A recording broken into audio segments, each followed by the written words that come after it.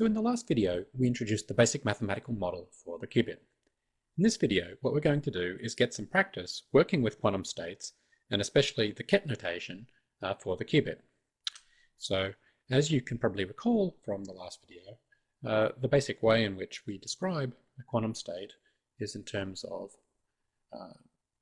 state vectors, linear combinations of the computational basis states 0 and 1. Now, you're probably much more used to dealing with the column vector notation from previous work, and I want to point out that this quantum state, this vector, is in fact exactly the same as this column vector with components alpha and beta. So if alpha was 0.8 and beta was 0.6, then we'd have the corresponding components over here.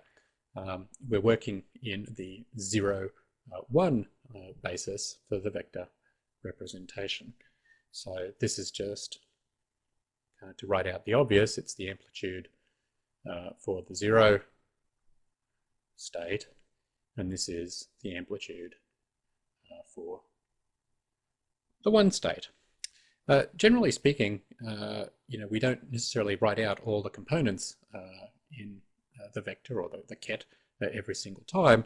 It's often convenient to give the ket some sort of overall label. So a very common one is to write psi as the label on the ket and to bundle up all this information in there. Really, the key point to keep in mind when you're getting used to this notation is that kets are vectors, right? They're nothing more than that. Very, very simple and familiar. It's just a new notation, and at first it seems a little bit sort of unfamiliar and hard to work with, but once you get used to it, it's just as easy as dealing with the standard notation that you've most likely been used to for some years. In particular, you can always translate this ket notation into the standard vector notation and back as well. So you can sort of, you do manipulations in either way. Physicists tend to do their manipulations directly in terms of this, but certainly to start, I'd encourage you to do this translation if you're feeling at all uncomfortable. In particular, kets, because they're just vectors, they obey all the usual rules for vectors. So sort of all the usual algebraic rules. I'll give you an example in just a second. So a good example is, for example, that multiplication by a scalar distributes. So to be a bit more precise, if we have the ket, the vector alpha 0 plus beta 1, and we multiply it by some number, let's say 2, well, it's just the same as if the components are multiplied by 2, right? It distributes across addition, and that's because it distributes across vector addition, and these are just vectors, as I've been emphasizing.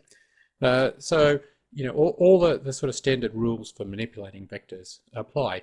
A way you could have seen this is to notice that, well, this is just, this here is the same as 2 times the vector alpha beta, which is of course equal to 2 alpha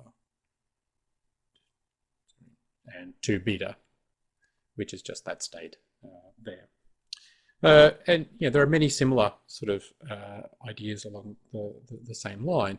Another example is, for example, that the state, let's say we take the state whose component, so this is the number 1, let me just emphasize that. Well, this is, in our column vector format, is just, has components 1 and 0. It's the same as the state 0, and if you like, it's also equal to the state 0 plus 0 times 1. Again, and you can sort of verify that just by writing it out in terms of the column vectors.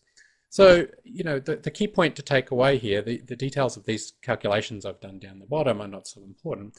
The key point to take away is that kets are vectors and they obey all the usual rules for vectors.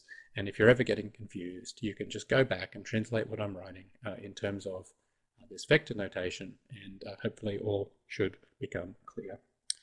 Okay, so that's all I want to say about these simple rules for manipulating quantum states.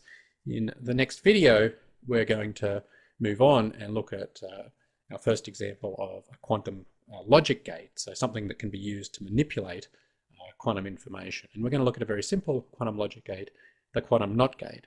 It's simple, but it turns out to be very important in doing quantum computations. And so it's a good starting point for us to work with.